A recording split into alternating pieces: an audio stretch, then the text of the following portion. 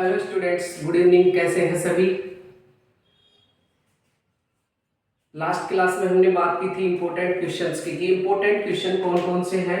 Class 10th की बात करें एसएसटी सब्जेक्ट में, तो एसएसटी सब्जेक्ट में क्लास 10th की हमने बात की थी लास्ट वीडियो में लगभग 11 क्वेश्चंस की कि जो इम्पोर्टेंट हो सकते हैं आपके बोर्ड के एग्जाम के लिए। ये वो क्वेश्चन है स्टूडेंट जो 3 नंबर 4 नंबर के पूछे जा सकते हैं आपके एग्जाम में। 2 नंबर 3 नंबर ये 4 नंबर इम्पोर्टेंट क्वेश्चन है।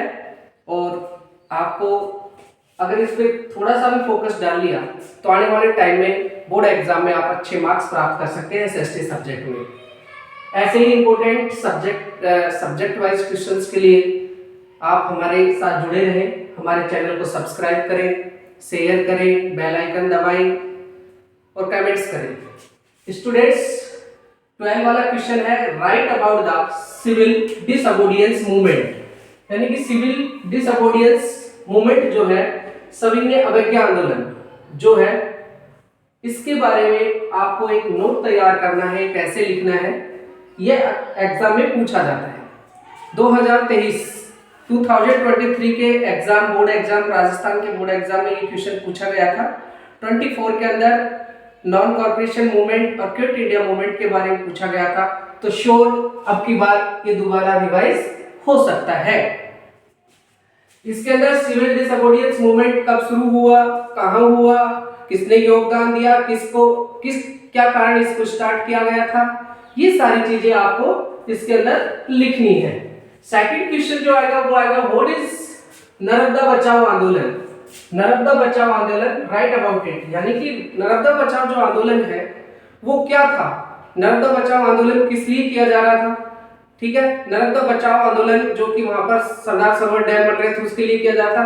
तो वो सारी चीजें इसके अंदर आपको लिखनी है, कब शुरू हुआ, किसके लिए किया जा रहा था और किन की जो आत्मरक्षा के लिए चीजें की जा रही थी, किन कम्युनिटियों को डेवलप किया जा रहा था, किन कम्युनिटियों को सेव किया जा रहा था। ये सारी आपको नर्मदा बचाओ आंदोलन के अंतर्गत लिखना है कि इसके ऑब्जेक्टिव्स क्या क्या थे।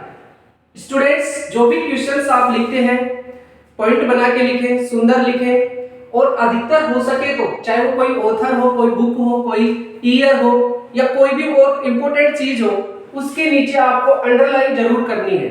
क्योंकि बोर्ड के अंदर आपकी राइटिंग सुंदर के साथ साथ आपकी इन चीजों के ऊपर भी फोकस डलता है। क्योंकि जो चेक करने वाला चेकर होता है एग्जाम के पेपर को, उसके ऊपर एक इम्पैक्ट बढ़ना चाहिए कि वास्तव में ये चीजें जो है बहुत ही अच्छी चीजें हैं और बच्चे ने इसको नोटेट कर रखा है और इसको दिखा भी रखा है अंडरलाइन करके।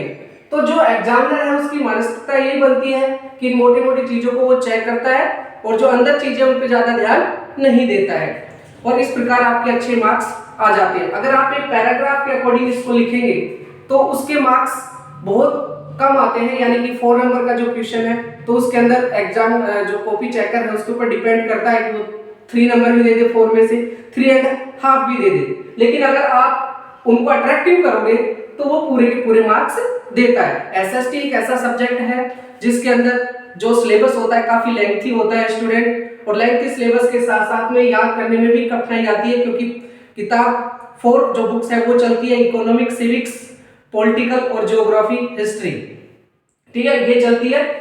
आप सिविक्स और पॉलिटिकल एक ही होती है, हिस्ट्री और ज्योग्राफी, ठीक है, ये और इकोनॉमिक्स, ये 4 सब्जेक्ट होते हैं। तो काफी हार्ड सब्जेक्ट बनता है ये और बहुत कम लोगों को 100 में से 100 जो मार्क्स है वो इसके अंदर प्राप्त होते हैं। तो इसके लिए थोड़ा फोकस करना पड़ेगा क्योंकि जीके काफी बड़ी होती है, जीके लर्न करने में कठिनाई होती है, लेकिन फिर भी हम उसको सुलभ बना रहे हैं, आसान बना रहे हैं कि तो आपके बोर्ड के एग्जाम में आप अच्छे मार्क्स प्राप्त कर सके।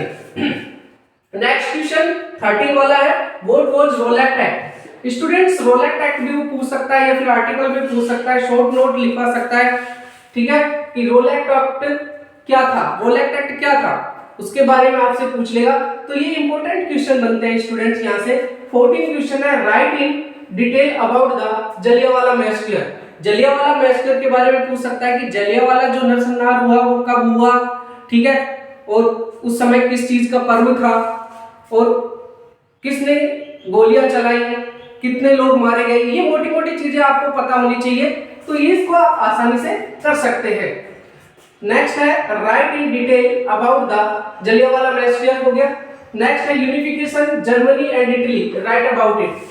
हमने पहले एक क्वेश्चन दिया था कि मैजनी और गैरीबाल्डी का क्या योगदान रहा, ठीक है, अपने नेशन को ग्रो करने में, यूनिफिकेशन करने में, जोड़ने में, संगठित करने में। उनके अलावा ये क्वेश्चन भी पूछा जा सकता है घुमा के कि यूनिफिकेशन जर्मनी और इटली किस प्रकार से हुआ, ठीक है, उसको लिखो। तो इस प्रकार के क्वेश्चन पूछे जा सकते हैं। आपको वो थोड़ा घुमाएगा, लेकिन आपको घूमना नहीं है, पूरे के पूरे क्वेश्चन को अपने अकॉर्डिंग सोल्व कर देना है। नेक्स्ट है, और इसकी हमने क्लास के माध्यम से बात भी कर रखी है, इंपॉर्टेंट किस प्रकार से आएंगे ये क्वेश्चन और क्या क्या लिखना है, मैंने सारी चीजें डाल रखी है। नेक्स्ट है what is coalition government, explain with example. देखिए पहले जो आया था वो कम्युनिस्ट गवर्नमेंट का आ गया था, अब की बार 100% कोलिशन गवर्नमेंट या हॉरिजॉन्टल, इनमें से एक पूछा जा सकता है कि कोलिशन गवर्नमेंट क्या होती है, ठीक है, गठबंधन की सरकार क्या होती है, इसको एक्सप्लेन करो और एग्जांपल दो। इस प्रकार क्वेश्चन बन सकता है। नेक्स्ट क्वेश्चन है students, right the work of RBI, कि आरबीआई का क्या वर्क है, बैंक क्या काम करता है, वो तो अपन ने क्वेश्चन पुट अप कर दिया, लेकिन आरबीआई क्या काम करता है, ठीक है, और आरबीआई कब बना, ये सारी चीजें आपसे पूछी जा सकती है। तो स्टूडेंट्स एक वीडियो हम लेकर आएंगे इंपोर्टेंट मैप की, जो अभी 5-7 दिन के अंदर मैं डाल दूंगा, इंपोर्टेंट है बोर्ड के लिए, आरबीएससी के लिए। तो आज की क्लास में हमारे ये इंपोर्टेंट क्वेश्चन थे एसएसटी के अंदर जो हमने बात की, और एक वीडियो के अंदर हम वेरी शॉर्ट और उनकी भी बात करेंगे, objective type questions, fill in the blanks की भी। तो आज की क्लास के लिए इतना ही काफी है, हमारे साथ जुड़े रहे, बने रहे मोस्ट इंपोर्टेंट क्वेश्चन के लिए। Okay, thank you, have a nice day.